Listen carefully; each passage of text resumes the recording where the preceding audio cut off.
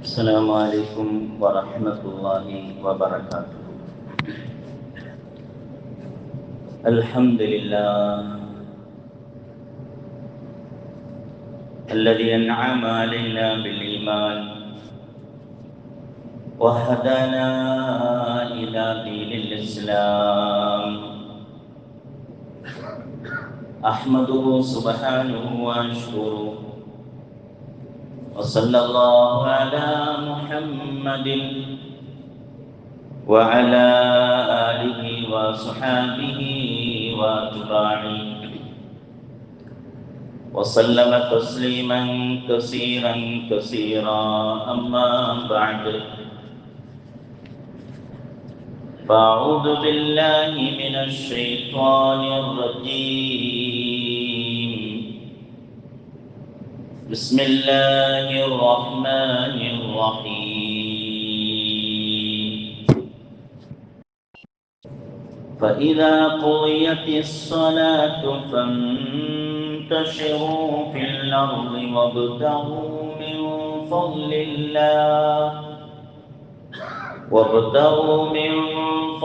الله واذكروا الله كثيرا لعلكم تفلحون. ഏറ്റവും ബഹുമാന്യരായ മുഅ്മിനീങ്ങളെ, സഹോദരങ്ങളെ, സത്യവിശ്വാസികളെ, മഹത്തായ ജുമുഅ ദിവസം അർഹമുർ റഹീമീനായ അല്ലാഹു നമ്മളിൽ നിന്നും സ്വീകരിക്കുമാറാവട്ടെ. പരിശുദ്ധ ഖുർആൻ ശരീഫ് നമസ്കാരത്തെക്കുറിച്ചും നോമ്പിനെക്കുറിച്ചും ഇസ്ലാമിൻ്റെ വിവിധങ്ങളായ ആരാധന കർമ്മങ്ങളെ സംബന്ധിച്ചുമെല്ലാം വിശദീകരിക്കുന്നതിനോടൊപ്പം തന്നെ പരിശുദ്ധ ഖുർആൻ പരിശോധിച്ചു നോക്കുമ്പോൾ ഇസ്ലാമിൻ്റെ സാമ്പത്തിക വ്യവസ്ഥകളെ സംബന്ധിച്ച്, സാമ്പത്തിക ക്രമീകരണങ്ങളെക്കുറിച്ച് വളരെ വിശദമായി പറയുന്നതായി, വിശദീകരിക്കുന്നതായി നമുക്ക് കാണാൻ കഴിയും. പരിശുദ്ധ ഖുർആൻ കേവലം കർമ്മങ്ങൾ മാത്രം വിശദീകരിക്കുന്ന ഒരു വേദഗ്രന്ഥം അല്ല. മനുഷ്യനെ സ്പർശിക്കുന്ന എല്ലാ മേഖലകളെയും ഖുർആൻ ഓർമ്മപ്പെടുത്തുകയും അതിനുള്ള മാർഗനിർദ്ദേശങ്ങൾ നൽകുകയും ചെയ്യുന്നുണ്ട്. വ്യക്തിജീവിതമാവട്ടെ, കുടുംബ സാമൂഹിക ജീവിതമാവട്ടെ, രാഷ്ട്രീയവും സാമ്പത്തികവുമായിട്ടുള്ള ജീവിതമാവട്ടെ, ദാമ്പത്യ ജീവിതമാവട്ടെ, ഈ ഭൂമിയിൽ എന്തെല്ലാം വിഷയങ്ങളുണ്ടോ, പ്രശ്നങ്ങളുണ്ടോ, അതിനെല്ലാമുള്ള കൃത്യമായ മാർഗനിർദ്ദേശം ഖുർആൻ മുന്നോട്ട് വെക്കുന്നുണ്ട് എന്നുള്ളതാണ്. നമുക്കറിയാവുന്നതുപോലെ സൂറത്തുൽ ജുമുഅ, അതിൽ അല്ലാഹു പറയുന്നുണ്ട്, ഫഇദാ ഖുദിയത്തിസ് സ്വലാത്ത്, നിങ്ങൾ നിങ്ങളുടെ നിർബന്ധ ബാധ്യതയായ നമസ്കാരം നിറവേറ്റി കഴിഞ്ഞാൽ ഫന്തശിറൂ ഫിൽ അർദ്, ഭൂമിയിലേക്ക് നിങ്ങൾ വ്യാപകമാവുക, വബ്തഗൂ മിൻ ഫദ്ലില്ലാഹ്, അല്ലാഹുവിന്റെ ഔദാര്യത്തെ തേടി ഇറങ്ങുക. നമസ്കാരം കഴിഞ്ഞാൽ പിന്നെ അങ്ങനെ തന്നെ പള്ളിയിൽ ഒരു പണിക്കും പോവാതെ, ഒരു ജോലിക്കും പോവാതെ അലസന്മാരായി ഇരിക്കരുത്. ഭൂമിയിലേക്ക് ഇറങ്ങിത്തിരിക്കണം. നിങ്ങൾ കച്ചവടവും ബിസിനസ്സും ഇടപാടുകളും ഒക്കെയായി നിങ്ങൾ വ്യാപൃതരാവണം. വദ്കുറുല്ലാഹ കതീറൻ, എല്ലാ രംഗത്തും അല്ലാഹുവിനെ നിങ്ങൾ മറക്കാതെ ഓർക്കുകയും ചെയ്യണം. ലഅല്ലക്കും തുഫ്ലിഹൂൻ, നിങ്ങൾ എന്നാൽ വിജയികളായി തീരാം. ഈ ആയത്ത് മനസ്സിലാക്കുമ്പോൾ നമുക്ക് ബോധ്യപ്പെടുന്നൊരു കാര്യമുണ്ട്. മനുഷ്യൻ പള്ളിയുടെ മൂലയിൽ എവിടെയെങ്കിലും ഇരിക്കുക എന്നുള്ളതല്ല, കേവലം ആരാധനാ കർമ്മങ്ങളിൽ മാത്രം കഴിഞ്ഞുകൂടുക എന്നുള്ളതല്ല. അവന് ബാധ്യതയായ നമസ്കാരം പോലെയുള്ള കർമ്മങ്ങൾ നിറവേറ്റിക്കഴിഞ്ഞാൽ ഭൂമിയിലേക്ക് ഇറങ്ങിത്തിരിക്കുകയും ഇടപാടുകൾ നടത്തുകയും സാമ്പത്തികമായ വളർച്ചയ്ക്ക് വേണ്ടി, ഉന്നമനത്തിന് വേണ്ടി നിങ്ങൾ പണിയെടുക്കുകയും ചെയ്യണമെന്ന് ഈ ആയത്ത് അല്ലാഹു പറയുന്നു. ആദം നബി അലൈഹിസ്സലാമയെ ഈ ഭൂമിയിലേക്ക് അല്ലാഹു സ്വർഗത്തിൽ നിന്നും കൊണ്ടുവരപ്പെടുന്നതിന് മുമ്പ് മനുഷ്യന് ജീവിക്കാനുള്ള എല്ലാ സംവിധാനങ്ങളും ഈ ഭൂമിയിൽ അല്ലാഹു ഒരുക്കി എന്നാണ് ഖുർആൻ. ആദം നബി അലൈഹിസ്സലാം ഭൂമിയിലേക്ക് വരുന്നതിന് മുമ്പ് പർവ്വതങ്ങൾ, കടലുകൾ, കായലുകൾ, വനങ്ങൾ, കായികനികൾ, കൃഷിക്ക് അനുയോജ്യമായ മണ്ണ്, ഭൂമി, വനങ്ങൾ, ആ വനത്തിലെ വിവിധങ്ങളായ വൃക്ഷങ്ങൾ, പഴവർഗ്ഗങ്ങൾ, മത്സ്യങ്ങൾ, അരിയാഹാരം എന്ന് വേണ്ട മനുഷ്യന് ആവശ്യമായതെല്ലാം ഈ ഭൂമിയിൽ സംവിധാനം ചെയ്തിട്ടാണ് ആദം നബീനെ അല്ലാഹു ഭൂമിയിലേക്ക് കൊണ്ടുവന്നത് സ്വർഗത്തിൽ നിന്ന്. അല്ലാതെ ആദം നബി ഭൂമിയിലേക്ക് വന്നതിന് ശേഷമല്ല ഈ സംവിധാനമൊക്കെ ഉണ്ടായത്. വരുന്നതിന് മുമ്പേ അല്ലാഹു എല്ലാം സംവിധാനിച്ചു വെച്ചു. ഖുർആൻ പറയുന്നത് നോക്കുക, ഖാല ഇഹ്ബിതു ബഅദുകും ലിബഅദിൻ അദുവ്വൻ വലക്കും ഫിൽ അർളി മുസ്തഖറുൻ വമതാഉൻ ഇലാഹി. നിങ്ങൾ ഭൂമിയിൽ കഴിഞ്ഞുകൂടുകയും ഒരു നിശ്ചിതമായ തീയതി വരെ, ആയുസ് വരെ നിങ്ങൾക്ക് ഇവിടെ ജീവിക്കാനുള്ള വിഭവങ്ങളും ഉണ്ട് എന്ന് ഖുർആൻ പറയും. വമതാഉൻ ഇലാഹി, ജീവിക്കാനുള്ള എല്ലാ വിഭവങ്ങളും അല്ലാഹു ഭൂമിയിൽ ഒരുക്കി വെച്ചു. ചില പ്രദേശങ്ങളിൽ ആ വിഭവങ്ങൾ കൂടുതലായിരിക്കും, ചില പ്രദേശങ്ങളിൽ ആ വിഭവങ്ങൾ ഉണ്ടാവുകയില്ല. നമ്മുടെ നാട്ടിൽ കൊണ്ടുവന്ന് ഈത്തപ്പന കൊണ്ടുവന്ന് നട്ട് കഴിഞ്ഞാൽ അത് മുളച്ച് ഈത്തപ്പഴം തരണമെന്നില്ല. അതിന് പറ്റിയതായ ഭൂമി അല്ലാഹു മറ്റൊരിടത്ത് ഉണ്ടാക്കി വെച്ചു. അരിയാഹാരവും ഗോതമ്പും പഞ്ചസാരയും തുടങ്ങിയതെല്ലാം മറ്റൊരു ഭൂമിയിൽ, പഴവർഗ്ഗങ്ങളെല്ലാം വേറൊരു ഭൂമിയിൽ. വമതാഉൻ ഇലാഹി എന്ന് അല്ലാഹു ഖുർആനിൽ പറയാം. വഇദാ വറബതും ഫിൽ അർദ് ഫലൈസ അലൈക്കും ജുനാഹുൻ അൻ തഖ്സുറു മിനസ് സലാത്ത് വആഖറൂന യദ്രിബൂന ഫിൽ അർദ് യബ്തഗൂന മിൻ ഫളില്ലാഹ്. ഖുർആൻ വീണ്ടും പറയുകയാണ്, നിങ്ങൾ ഭൂമിയിലേക്ക് ഇറങ്ങിത്തിരിക്കണം, അള്ളാഹുവിന്റെ ഔദാര്യത്തെ നിങ്ങൾ അന്വേഷിക്കണം. 1000 ദിക്ർ തീർക്കാനും ലക്ഷക്കണക്കിന് സലാത്തുകൾ തീർക്കാനും നിങ്ങൾ വേറെ സമയം കണ്ടെത്തിക്കോ. നിങ്ങൾ മടിയന്മാരായി, അലസന്മാരായി എവിടെയെങ്കിലും ഒരു മൂലയിൽ കഴിഞ്ഞുകൂടുക അല്ല. നിങ്ങൾ ഭൂമിയിലേക്ക് ഇറങ്ങിത്തിരിക്കണം. അള്ളാഹുവിന്റെ ഔദാര്യം, ഭക്ഷണം, വിഭവം, സമ്പത്ത്, പണം നിങ്ങൾ തേടി ഇറങ്ങി പുറപ്പെട്ട് പരിശ്രമിക്കണം എന്ന് അള്ളാഹു ഖുർആനിൽ പറയുകയാണ്. ഇനിയും ഖുർആന്റെ ആയത്തുകളുണ്ട്. യാ അയ്യുഹല്ലദീന ആമനു ലാ തഅകുലു അംവാലക്കും ബൈനക്കും ബിൽ ബാത്തിൽ ഇല്ലാ അൻ തകൂന തിജാറതൻ അൻ തറാളിൻ മിൻകും. സത്യവിശ്വാസികളെ, നിങ്ങൾ പരസ്പരം അധാർമികമായ രീതിയിൽ വഞ്ചനയുടെയും ചതിയുടെയും രൂപത്തിൽ നിങ്ങൾ പണമുണ്ടാക്കി കഴിക്കാൻ നിൽക്കരുത്. വളഞ്ഞ വഴിയിൽ പണമുണ്ടാക്കാൻ നിങ്ങൾ ശ്രമിക്കരുത്. നേരായ വഴിയിൽ പണമുണ്ടാക്കാവുള്ളൂ. ഖുർആൻ പറയാണ്, ബാത്തിലായ രീതിയിൽ നിങ്ങൾ മറ്റുള്ളവന്റെ സ്വത്ത് കൈക്കലാക്കാനും തിന്നാനും വേണ്ടി നിങ്ങൾ ശ്രമിക്കരുത്.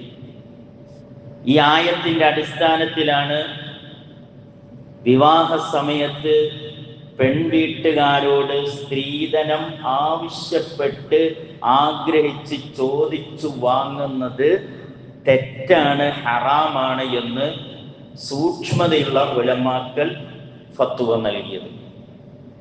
ഏതായത്തിന്റെ? ഈ ആയത്തിന്റെ.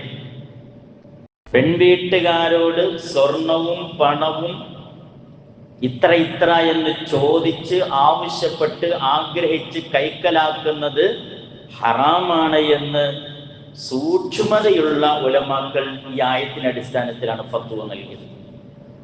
ബാത്തിലായ രീതിയിൽ നിങ്ങൾ പണം സമ്പാദിക്കരുത്. ഒരു ചെറിയ ഉദാഹരണം പറയാം. ഒരാള് കട വാടകയ്ക്കെടുത്തു, കട മുതലാളിയുടെ കയ്യിൽ നിന്നും മാസം 5000 രൂപ വാടക തന്നേക്കാമെന്ന എഗ്രിമെന്റിലാണ് കട വാടകയ്ക്കെടുത്തത്. കട മുതലാളി അറിയാതെ ആ കട വേറൊരാൾക്ക് ദിവസ വാടകയ്ക്ക് മറിച്ചു കൊടുത്തു.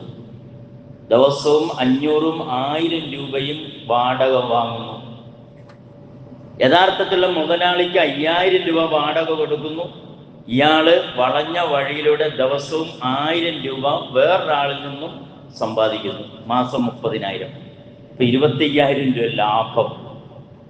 അത് തെറ്റാണ് എന്ന് സൂക്ഷ്മതയുള്ള ഉലമാക്കൾ പറയുന്നു. ഞാൻ 2 ഉദാഹരണം പറഞ്ഞതേ ഉള്ളൂ. ഇങ്ങനെ 1000 ഉദാഹരണങ്ങൾ പറയാനുണ്ട്.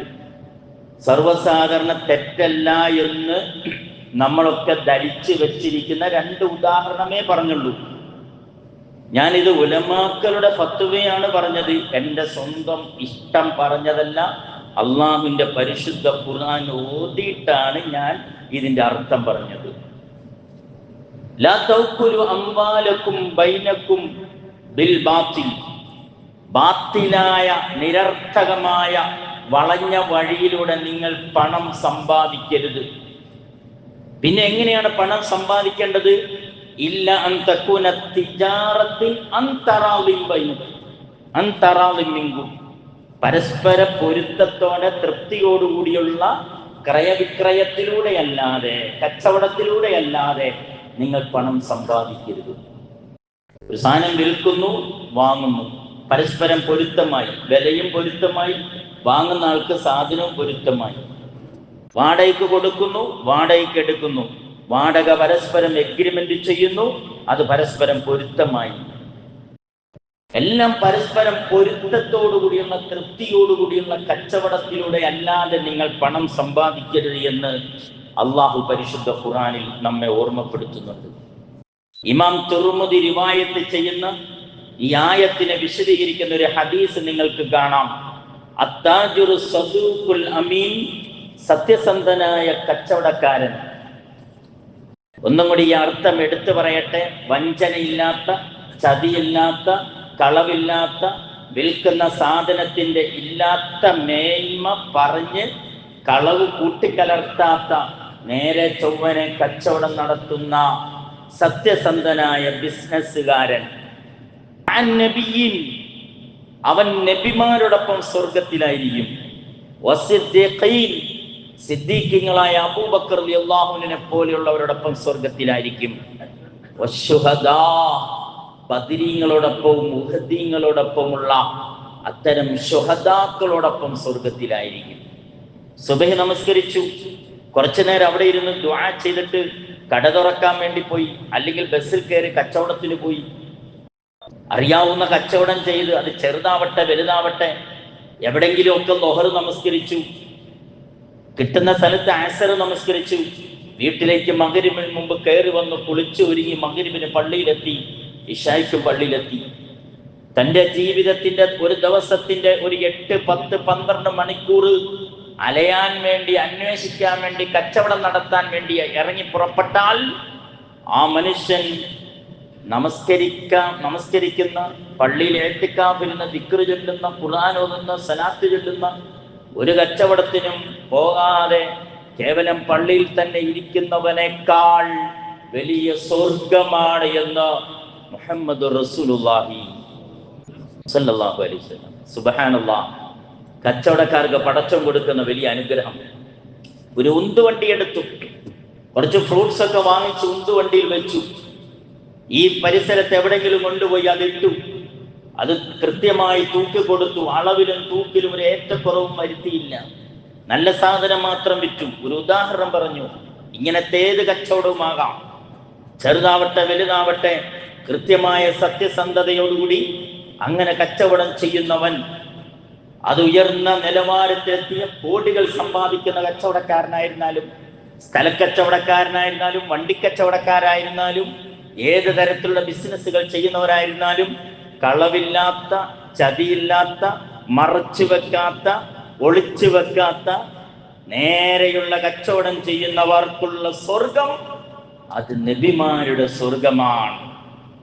സുബ്ഹാനല്ലാഹ്, സിദ്ദീഖീങ്ങളുടെ സ്വർഗമാണ്, ശുഹദാക്കളുടെ സ്വർഗമാണ് എന്ന് റസൂലുള്ളാഹി സ്വല്ലല്ലാഹു അലൈഹി വസല്ലമ പഠിപ്പിക്കുമ്പോൾ ഇവിടെ ഇരിക്കുന്ന കച്ചവടക്കാർക്ക് എത്ര വലിയ ഓഫറാണ് അള്ളാഹുവിന്റെ റസൂൽ സ്വല്ലല്ലാഹു അലൈഹി വസല്ലമ തങ്ങൾ നൽകുന്നത് എന്ന് ഓർത്തു നോക്കുക. അൽമാലു മാലുല്ലാഹ്, പണം അള്ളാഹുവിന്റെ പണമാണ്. ഈ ഇരിക്കുന്നവരുടെ വീട്ടിൽ അലമാരയിൽ ആധാരമുണ്ട്. വസ്തുവിന്റെ, സ്ഥലത്തിന്റെ, വീടിന്റെ, കടയുടെ ആധാരം ഇരിപ്പുണ്ട്, പ്രമാണം ഇരിപ്പുണ്ട്. ആ ആധാരത്തിന്റെ അടിയിൽ അടിയാധാരമുണ്ട്. ചില നാട്ടിൽ മുന്നാധാരം എന്ന് പറയും. രണ്ടും ഒന്ന് തന്നെയാണ്. ഈ അടിയാധാരം വേറൊരാളുടെ പേരിലാണ്. അയാളിൽ നിന്നും നമ്മൾ കൈപ്പറ്റിയപ്പോൾ ആ ആധാരം, ആ വസ്തു നമ്മുടെ പേരിലായി. നാളെ നമ്മൾ ഈ ഭൂമിയിൽ നിന്നും മൺമറഞ്ഞു പോയി കഴിഞ്ഞാൽ നമ്മുടെ ആധാരം വേറൊരാളുടെ അടിയാധാരമായി മാറും. അൽമാലു മാലുല്ലാഹ്, എൻ്റെ കയ്യിലിരിക്കുന്ന 10 സെന്റോ 20 സെന്റോ 50 സെന്റോ ഈ കാണുന്ന സ്വത്തൊന്നും എന്റേതല്ല. അത് അടുത്തയാള് കൈമാറി പോകും. അള്ളാഹുവിന്റെ സ്വത്താണ്. വൽ അബ്ദു വക്കീലുൻ അലൈഹി, മനുഷ്യരെ അള്ളാഹു ഏൽപ്പിക്കുകയാണ് കുറച്ചു നാളത്തേക്ക്. എൻ്റെ വീടിന്റെ 6 സെന്റ് സ്ഥലം അത് കുറച്ചു നാളെ എൻ്റെ കയ്യിലുണ്ടാവുള്ളൂ. ഞാൻ ഈ ഭൂമിയിൽ നിന്ന് പോയാലോ എൻ്റെ മക്കളുടെ കയ്യിലേക്ക് പോയി. കുറച്ചു നാള് വക്കീലുൻ, അള്ളാഹു പിടിക്കാൻ വേണ്ടി ഏൽപ്പിച്ചു, നിന്റെ കയ്യിൽ ഇരിക്കട്ടെ.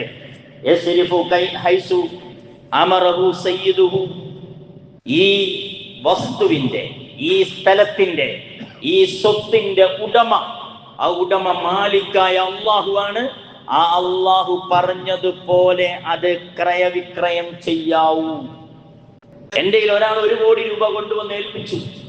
30 കൊല്ലത്തേക്ക് നീ കയ്യിൽ വെച്ചോളാൻ പറഞ്ഞു. പക്ഷെ ഞാൻ പറയുന്നത് പോലെ ക്രയവിക്രയം ചെയ്യാവുള്ളൂ എന്ന് ഏൽപ്പിച്ച ആള് പറഞ്ഞാൽ അങ്ങനെ ക്രയവിക്രയം ചെയ്യാവൂ.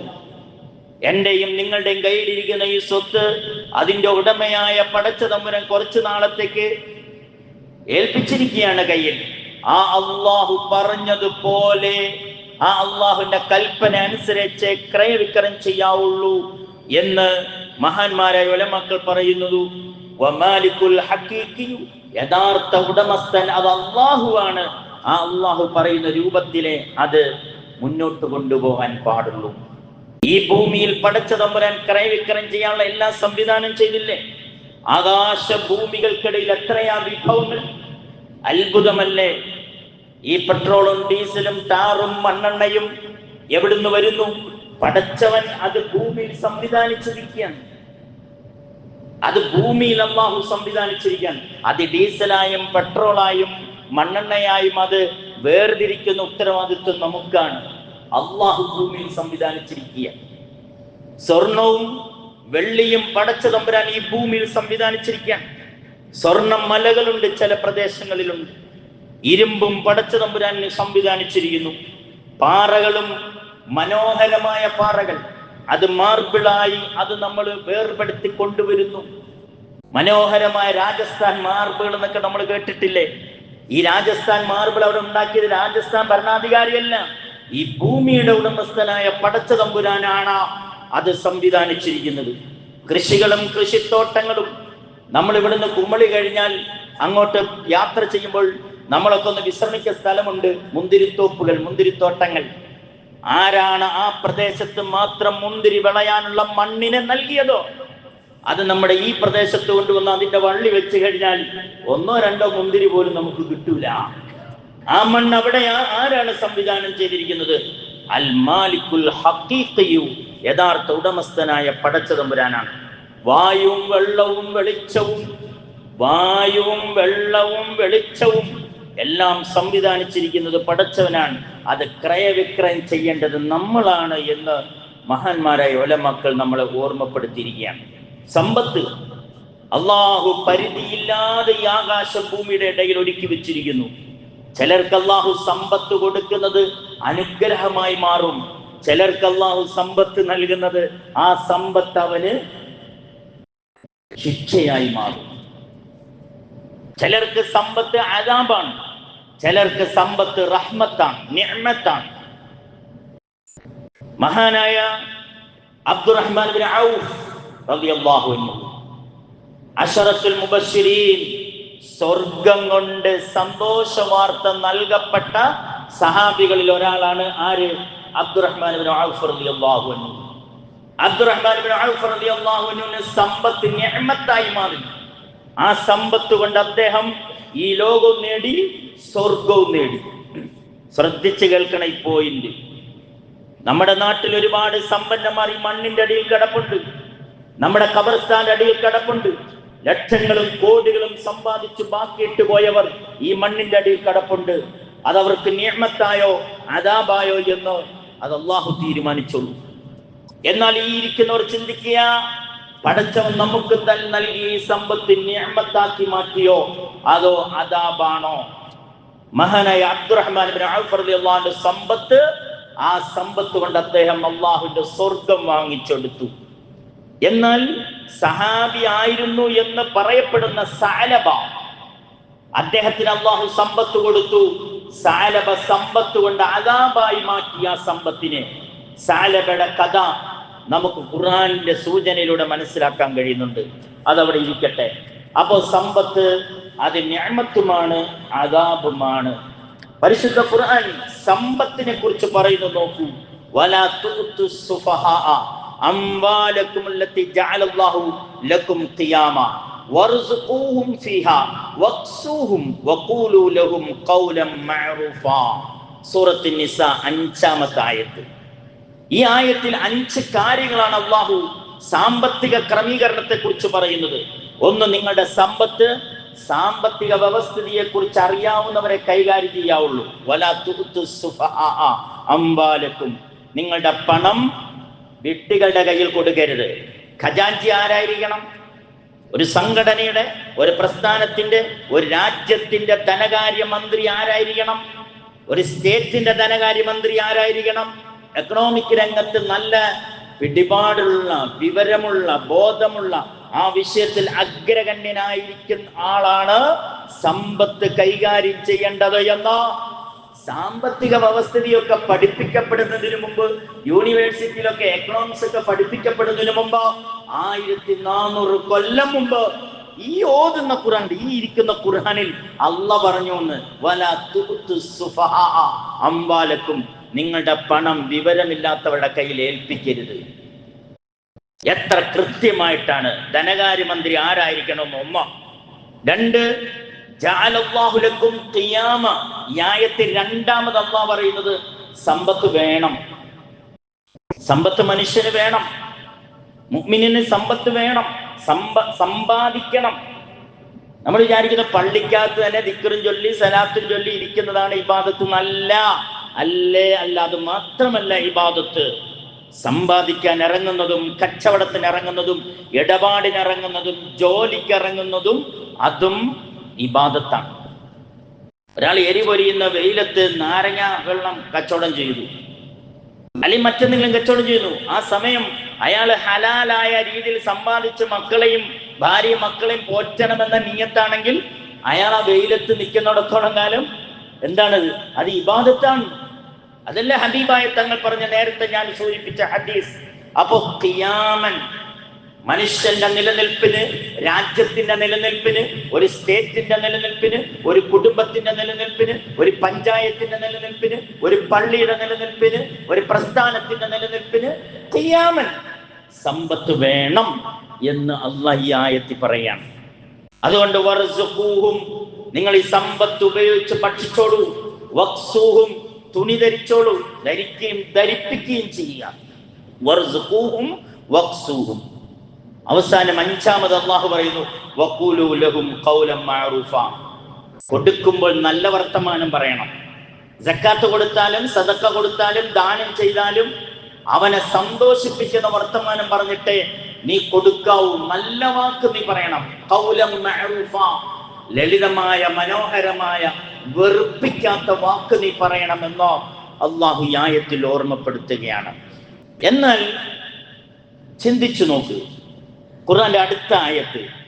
ഈ സമ്പത്ത് ഏതാനും കോർപ്പറേറ്റുകളുടെ കൈകളിൽ കടന്ന് കറങ്ങാനുള്ളതാണോ?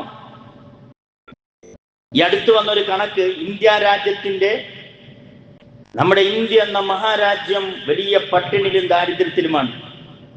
നമ്മുടെ കേരളം വിട്ട് തമിഴ്നാട് വിട്ട് അങ്ങോട്ട് പോയി കഴിഞ്ഞാൽ ഒരു കക്കൂസുള്ള വീട് തുച്ഛമാണ്.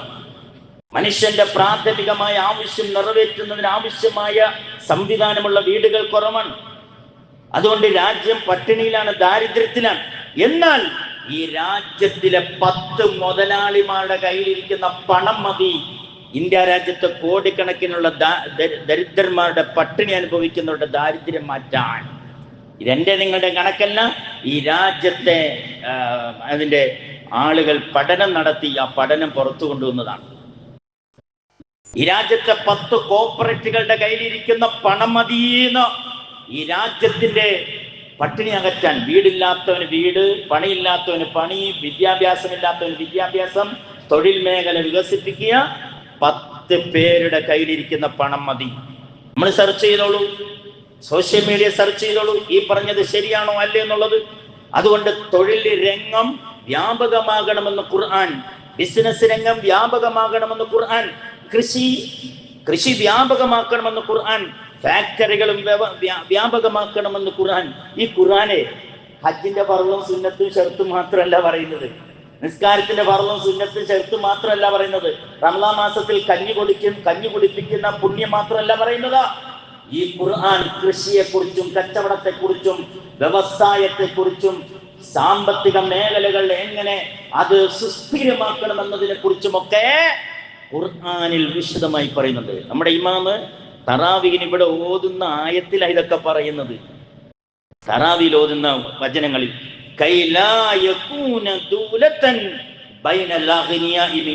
സൂറ ഹശർ 7-ാമത്തെ ആയത്ത്. നിങ്ങളുടെ ഇടയിൽ സമ്പന്നന്മാരുടെ അക്കൗണ്ടിൽ മാത്രം കറങ്ങാനുള്ളതല്ല പണം. കൈല യകൂന ദൂലത്തൻ ബൈനൽ അഗ്നിയ. ഗനിയിന്റെ ബഹുവചനമാണ് അഗ്നിയ. അഗ്നിയ സമ്പന്നന്മാരുടെ കൈകളിൽ മാത്രം കറങ്ങാനുള്ളതല്ല പൈസ. അവരിൽ നിന്നും പാവങ്ങളിലേക്ക് വരണം, അവരിൽ നിന്നും സാധാരണക്കാരുടെ കൈകളിലേക്ക് പണം വരണം. എങ്ങനെ വരണം? തൊഴിൽ മേഖല വ്യാപകമാക്കണം, വികസനം വരണം, രാജ്യത്ത് വികസനം വരണം. അതിന് കടലും കായലും വനവും കരയും ഉപയോഗിക്കണം. ഇത് ഖുർആൻ. സുബ്ഹാനല്ലാഹ്, നമ്മുടെ കയ്യിൽ ഈ ഖുർആൻ ഉള്ളത് എത്ര വലിയ നിഅമത്താ! ഈ ഖുർആൻ മഹാ അത്ഭുതമാണ്. അതാണ് ഈ ആയത്ത് ഓർമ്മപ്പെടുത്തുന്നത്. കേവലം കോർപ്പറേറ്റുകളുടെ കൈകളിൽ മാത്രം പണം ഇരിക്കാനുള്ളതല്ല എന്ന് ഓർമ്മപ്പെടുത്തുന്നത്. ഇനി സൂറത്തു ശൂറ 27-ാമത്തെ വചനം, വലൗ ബസത്തല്ലാഹു റിസ്ഖ ലിഇബാദിഹി ലബഗൗ ഫിൽ അർദ് വലകിൻ യുനസ്സിലു ബിഖദ്രി മാ യശാ ഇന്നഹു ബിഇബാദിഹി ഖബീറുൻ ബസീർ. നമ്മളൊക്കെ ചിന്തിക്കും, അള്ളാഹു കുറച്ചുവരെ പണക്കാരാക്കി, എന്നെ പാവപ്പെട്ടവനാക്കി, എനിക്ക് ചെറിയ തൊഴിൽ തന്നു. എന്തിനാണ് പടച്ചവന് എല്ലാവർക്കും എല്ലാവരും സ്വർണ്ണ കച്ചവടക്കാരാക്കിയോ? എല്ലാവരും തുണിക്കച്ചവടക്കാരാക്കിയോ? എല്ലാവരെയും വസ്തു ഇടപാടുകാരാക്കിയോ? ഇല്ല. എല്ലാവരെയും കലക്ടറാക്കിയോ? എല്ലാവരെയും അഡ്വക്കേറ്റുമാരാക്കിയോ? എല്ലാവരെയും ഡോക്ടർമാരാക്കിയോ? ആക്കിയോ? എല്ലാവരെയും ആലിമീങ്ങളാക്കിയോ? ഒരു ഭാഗത്ത് അധ്യാപകന്മാർ വേണം വിദ്യാഭ്യാസത്തിന്, ഒരു ഭാഗത്ത് ആലിമീങ്ങൾ വേണം ധാർമ്മികത പഠിപ്പിക്കുവാൻ വേണ്ടി, ഒരു ഭാഗത്ത് അഡ്വക്കേറ്റുമാർ വേണം ഇവിടെ കേസ് നടത്താൻ, ഒരു ഭാഗത്ത് ജഡ്ജിമാർ വേണം, വക്കീലന്മാർ വേണം, എഞ്ചിനീയർമാർ വേണം, ഡോക്ടർമാർ വേണം ചികിത്സിക്കാൻ, ഒരു ഭാഗത്ത് സ്വർണ്ണ കച്ചവടക്കാർ വേണം, ഒരു ഭാഗത്ത് തെങ്ങുമ്മ കയറുന്നവർ വേണം. എല്ലാവരും സ്വർണ്ണ കച്ചവടക്കാരായ തെങ്ങുമ്മ കയറാൻ ആരെങ്കിലും ഉണ്ടോ? ഒരു ഭാഗത്ത് പള്ളി വൃത്തിയാക്കുന്നവർ വേണം. അവനവന്റെ തൊഴില് അള്ളാഹു നിശ്ചയിച്ചു കൊടുത്തതാണ്. അവനവന്റെ തൊഴിൽ അഭിമാനം കൊള്ളുക എന്നുള്ളതാണ് ഇസ്ലാം ബോധ്യപ്പെടുത്തുന്നത്. അല്ല, എല്ലാവരും അള്ളാഹു പണക്കാരാക്കിയിരുന്നെങ്കിൽ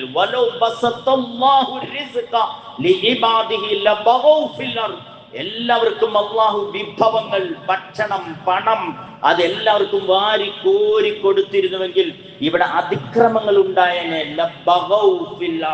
ഈ ഭൂമിയിൽ ജീവിക്കാൻ പറ്റത്തില്ല. പിന്നെ പള്ളിയിൽ ഇമാമിക്കാൻ ആരും കിട്ടൂല, പള്ളിയിൽ മാങ്കൊടുക്കാൻ ആരും കിട്ടൂല, തെങ്ങുമ്മ കയറാൻ ആരും കിട്ടൂല. ജ്യൂസ് കട നടത്താൻ ആരും കിട്ടൂലെന്ന്. അള്ളാഹു ഓരോരുത്തർക്കും ഓരോ തൊഴില് അത് നിശ്ചയിച്ചു കൊടുത്തിരിക്കുന്നു എന്ന പരിശുദ്ധ ഖുർആൻ നമ്മെ ഓർമ്മപ്പെടുത്തുകയാണ്. സഹോദരങ്ങളെ, പറഞ്ഞു വരുന്നത് ഇസ്ലാമിന്റെ സാമ്പത്തിക വ്യവസ്ഥയെ സംബന്ധിച്ചാണ്. കഴിഞ്ഞ ജുമയ്ക്ക് കടം കൊടുക്കലിനെയും വാങ്ങലിനെയും കുറിച്ച് ഞാൻ ഓർമ്മപ്പെടുത്തി.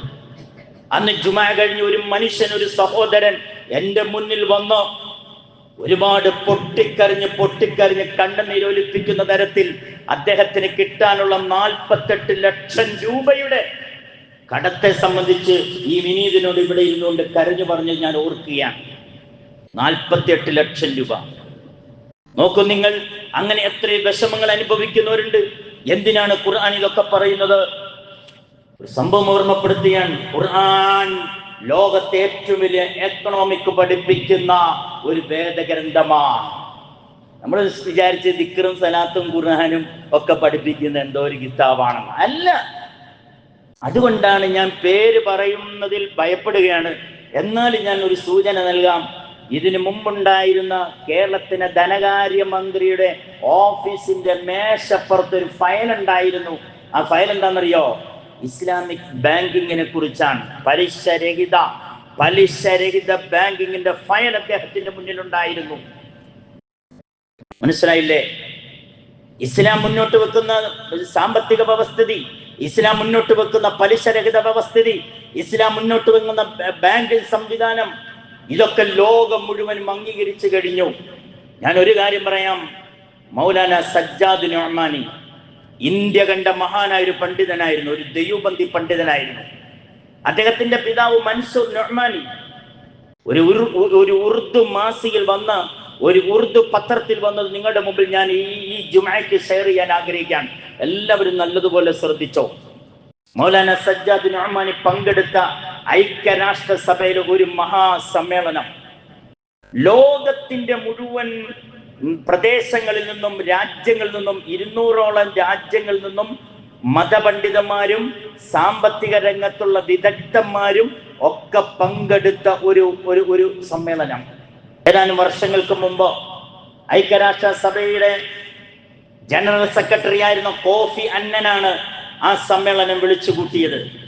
ആ സമ്മേളനത്തിൽ കോഫി അന്നന്റെ പ്രിയപ്പെട്ട ഭാര്യ പങ്കെടുത്തു. ഇന്ത്യ രാജ്യത്തിൽ നിന്നും ഒരു വനിതാ രാഷ്ട്രീയ നേതാവും പങ്കെടുത്തു. ഞാൻ ആ പേര് പറയാൻ ഒട്ടും ആഗ്രഹിക്കുന്നില്ല. അന്ന് രാജ്യത്തു നിന്നും പലരും പങ്കെടുത്തു. അന്ന് തെരഞ്ഞെടുക്കപ്പെട്ടവർക്ക് മാത്രമായിരുന്നു ഐക്യരാഷ്ട്ര സഭയിൽ പ്രസംഗിക്കാനുള്ള ഒരു അനുവാദം നൽകിയത്. എന്തായിരുന്നു സബ്ജക്റ്റ്? എന്തായിരുന്നു? ലോകത്തിന്റെ ദാരിദ്ര്യം എങ്ങനെ നിർമ്മാർജ്ജനം ചെയ്യാൻ കഴിയും. മതഭേദ ഗ്രന്ഥങ്ങൾ വെച്ചുകൊണ്ട്, സാമ്പത്തിക വ്യവസ്ഥിതികൾ മുന്നോട്ട് വെച്ചുകൊണ്ട് 11 മിനിറ്റ് പ്രസംഗിക്കാൻ തെരഞ്ഞെടുക്കപ്പെട്ടവർക്ക് മാത്രമേ അവകാശമുണ്ടായിരുന്നുള്ളൂ.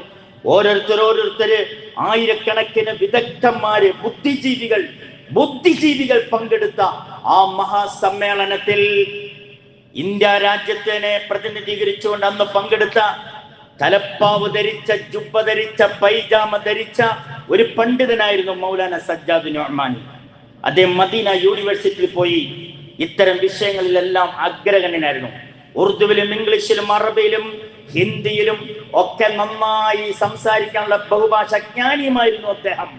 ഐക്യരാഷ്ട്ര സഭയിൽ കയറി 11 മിനിറ്റ് വിശുദ്ധ ഖുർആന്റെ ഞാൻ ഓതിവച്ച വചനങ്ങൾ ഓതിക്കൊണ്ട് എങ്ങനെ ഒരു രാജ്യത്ത് സാമ്പത്തിക സുസ്ഥിരത ഉണ്ടാക്കാം, എങ്ങനെ ഒരു രാജ്യത്തിന്റെ പട്ടിണി ഇല്ലാതാക്കാൻ കഴിയുമെന്ന് അദ്ദേഹം മനോഹരമായ ഒരു പ്രസംഗം നടത്തി. ഉച്ചയൂണിന് പിരിഞ്ഞു സമ്മേളനം. ഉച്ചയൂണിന്റെ സമയത്തുണ്ടായ ചർച്ച എന്താണെന്നറിയോ?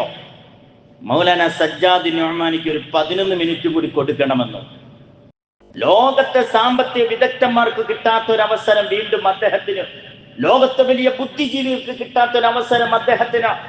അങ്ങനെ കോഫി അന്നൻ ചെന്ന് അധ്യക്ഷനോട് പറഞ്ഞു, ഇദ്ദേഹത്തിന് ഇന്ത്യ പ്രതിനിധീകരിച്ചു വന്നിരിക്കുന്ന മൗലവിക്ക്, ആ മൗലാനയ്ക്ക് ഒരു 11 മിനിറ്റ് കൂടി കൊടുക്കണമെന്നോ. അങ്ങനെ ഉച്ച കഴിഞ്ഞ് വീണ്ടും സമ്മേളനം കൂടിയപ്പോൾ വീണ്ടും ഖുർആന്റെ വചനങ്ങളും വിശുദ്ധ ഖുർആൻ സൂറത്ത് ബഖറയിലെ സകാത്തിനെ കുറിച്ചും സദഖയെ കുറിച്ചും കഴിഞ്ഞ ആഴ്ച ഞാൻ ഇവിടെ ഓർമ്മപ്പെടുത്തിയ കടമിടപാടിനെ കുറിച്ചുമൊക്കെ അതിമനോഹരമായ ഇംഗ്ലീഷ് ഭാഷയിൽ അദ്ദേഹം സംസാരിച്ചു കഴിഞ്ഞപ്പോൾ ആ ഐക്യരാഷ്ട്ര സഭയിൽ നീണ്ട കയ്യടിയായിരുന്നു. ആ കയ്യടിക്ക് ശേഷം കോഫി അന്നന്റെ ഭാര്യ, അദ്ദേഹം ആഫ്രിക്കയിലെ ഗാന എന്ന് പറയുന്ന പ്രദേശത്തെ ഒരു മിനിസ്റ്റർ ആയിരുന്നു. കോഫി അന്നന്റെ ഭാര്യ ആഫ്രിക്കയിലെ ഗാന എന്ന് പറയുന്ന പ്രദേശത്തെ ഒരു മിനിസ്റ്റർ ആയിരുന്നു. കോഫി അന്നന്റെ ഭാര്യ മൗലാനയുടെ അടുത്ത് വന്നിട്ട് പറഞ്ഞു, ആ സംവിധാനം, ആ നിങ്ങൾ പ്രസംഗിച്ചതൊക്കെ എൻ്റെ കയ്യിൽ തരൂ. ഇസ്ലാമിന്റെ സക്കാത്ത് സംവിധാനത്തെ കുറിച്ച് നിങ്ങൾ പഠിച്ച മുഴുവൻ ഫയലും എൻ്റെ കയ്യിൽ തരൂ. ഞാൻ എൻ്റെ ഗാന എന്ന് പറയുന്ന ആ കൊച്ചു ഗ്രാമത്തിൽ ഞാനത് നടപ്പിലാക്കട്ടെ എന്നോ കോഫി അന്നന്റെ ഭാര്യ പറയുകയും ഏതാനും വർഷം കൊണ്ട് ഇസ്ലാമിന്റെ സക്കാത്ത് സംവിധാനം അവർ നടപ്പിലായപ്പോൾ ആ ഗ്രാമത്തിലെ പട്ടിണി ഇല്ലാതാക്കി. എല്ലാവർക്കും തൊഴിൽ, എല്ലാവർക്കും ജോലി, എല്ലാവർക്കും ആവശ്യത്തിനുള്ളതെല്ലാം വീട്ടിലെത്തി. എല്ലാവർക്കും ഭവനം, എല്ലാവർക്കും ഭക്ഷണം, എല്ലാവർക്കും വസ്ത്രം, അങ്ങനെയുള്ള ഒരു സംവിധാനത്തിലേക്ക് എത്തിച്ചതാ ഏതായിരുന്നു? ഖുർആന്റെ സക്കാത്ത് സംവിധാനമായിരുന്നു. ഞാനിത് വെറുതെ പറയുന്നൊന്നല്ല. അൽഹംദുലില്ലാഹ് ഈ ബക്കറ്റ് കളക്ഷൻ അതിലെല്ലാവരും സഹകരിക്കുക. അതിൻ്റെ ആവശ്യകതയെക്കുറിച്ച് ഞാൻ അവസാനം ഒരു മിനിറ്റും കൂടി പറയുന്നുണ്ട്. ഇസ്ലാം വളരെ ശ്രദ്ധിക്കണം. സമ്പത്തിനെ രണ്ടായിട്ട് തിരിച്ചു. ഒന്ന് ഹലാൽ, രണ്ട് ഹറാം. ഹലാൽ ഏതാണ്, ഹറാം ഏതാണ്? അള്ളാഹു വ്യവച്ഛേദിച്ച് വേർതിരിച്ച് നമുക്ക് മനസ്സിലാക്കി തന്നു. ഹലാലായത് മാത്രമേ നിങ്ങൾക്ക് നിലനിൽക്കുകയുള്ളൂ, അതിലെ സമാധാനമുള്ളൂ, അതിലെ ബറക്കത്തുള്ളൂ. ഹലാലല്ലാത്ത എല്ലാ വഴിയും ഒരു സമാധാനമില്ലാത്തതാണ്, ഒരു സ്വസ്ഥതയുമില്ലാത്തതാണ്. നോക്ക്, ഏതൊക്കെയാണ്?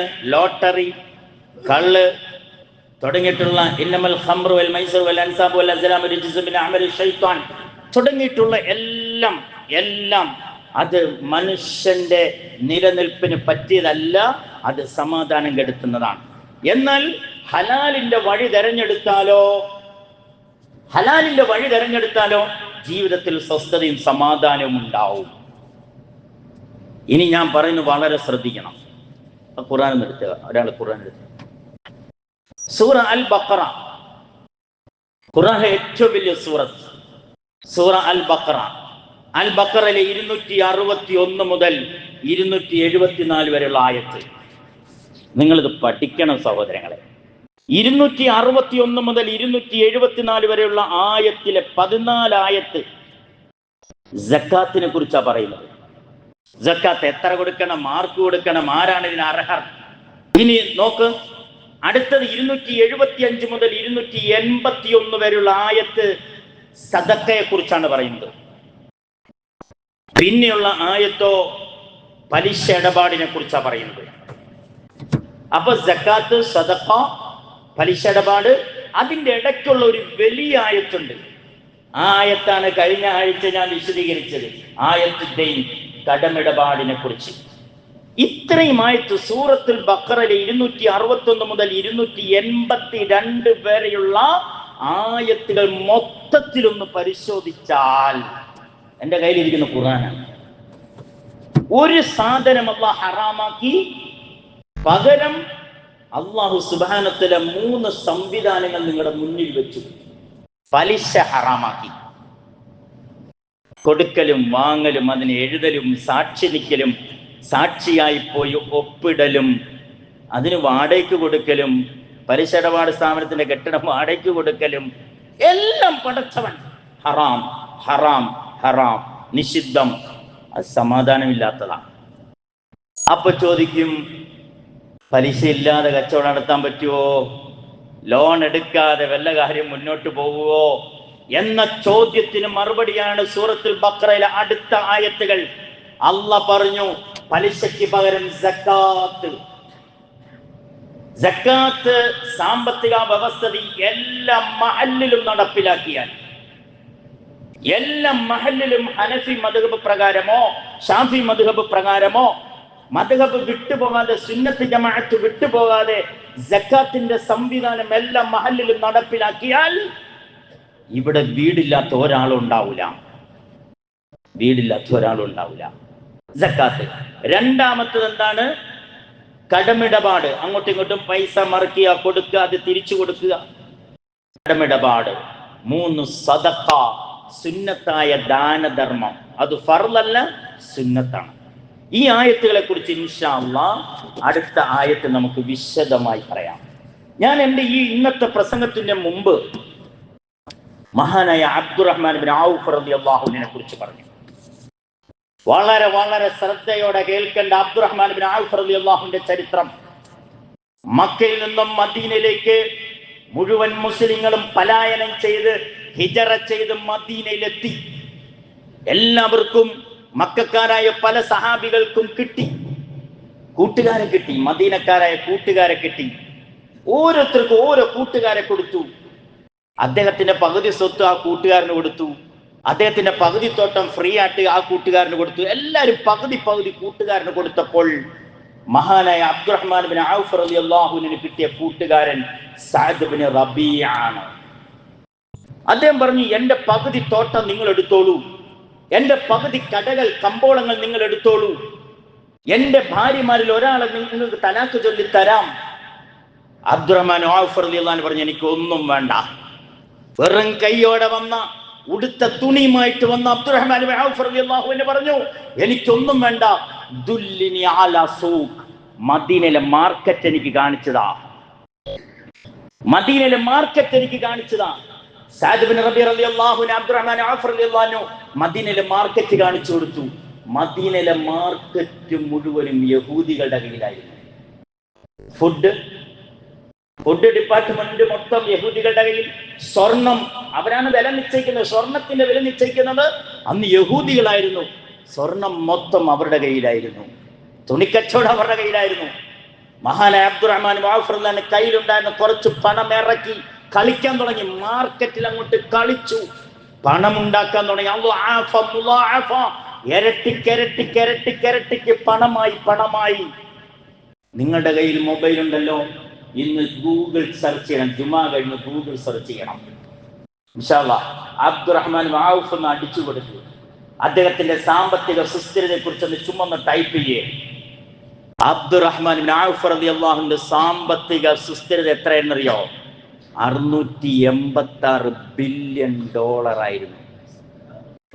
സുബ്ഹാനല്ലാഹ്. ഒരു ബില്യൺ എത്രയാണ്? എത്ര? ഒരു ബില്യൺ 100 കോടി അല്ലേ? 686 ബില്യൺ രൂപയല്ല, ദീനാറല്ല, ദിർഹമല്ല, ഡോളറായിരുന്നു. ഏകദേശം 60,600 കോടി ഡോളർ. ഇന്നത്തെ ലോകത്തെ ഏറ്റവും വലിയ പണക്കാരനാരാ? നിങ്ങൾ ഗൂഗിൾ സെർച്ച് ചെയ്യുമ്പോൾ ശതകോടീശ്വരന്മാരുടെ കണക്ക് കാണാം. ഫോക്സ് മാസിക പുറത്തിറക്കിയത് ഇലോൺ മസ്ക് ആണ് ഇന്നത്തെ ഏറ്റവും വലിയ പണക്കാരൻ. 34,200 കോടി ഡോളർ അയാളുടെ കയ്യിലുള്ളൂ. സഹാബിയായ അബ്ദുറഹ്മാൻ ഇബ്നു ഔഫ് റളിയല്ലാഹു അൻഹു ഉണ്ടാക്കിയ പണം, അദ്ദേഹത്തിന്റെ ആസ്തി 686 കോടി ഡോളർ ആയിരുന്നെങ്കിൽ അദ്ദേഹത്തിന്റെ സാമ്പത്തിക വ്യവസ്ഥയെ തകർക്കാൻ 1400 കൊല്ലമായി ഒരു മുതലാളിക്കും, അമേരിക്കയിലെയും ബ്രിട്ടനിലെയും റഷ്യയിലെയും ഇന്ത്യയിലെയും ഒരു മുതലാളിക്കും കഴിഞ്ഞിട്ടില്ല എങ്കിൽ ഇൻഷാ അല്ലാഹ് അടുത്ത ജുമായ്ക്ക് അതിനെക്കുറിച്ച് പറയാം. പഠിക്കണം സഹോദരങ്ങളെ, ഖുർആൻ എന്താന്ന് പഠിക്കണം. സഹാബാക്കൾ ആരാണ് നന്നായിട്ട് പഠിക്കണം. പഠിച്ച് നമ്മൾ മുന്നേറണം. നമ്മൾ താക്കോൽ സ്ഥാനത്തെത്തണം.